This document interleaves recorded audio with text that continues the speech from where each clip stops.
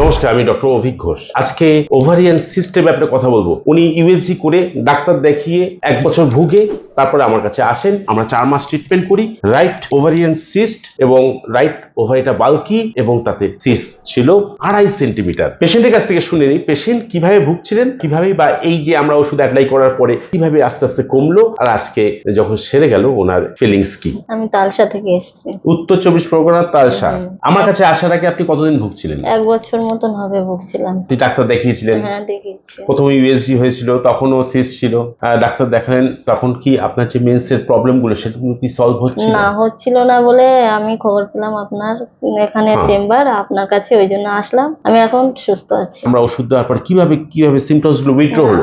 ওষুধ খাওয়ার পরে আস্তে আস্তে ধীরে ধীরে ব্যথা যন্ত্রণাগুলো কমতে কমতে মানে আমার পেটে আর ব্যথা যন্ত্রণা আর কোনো নেই, একদম পুরো ক্লিয়ার।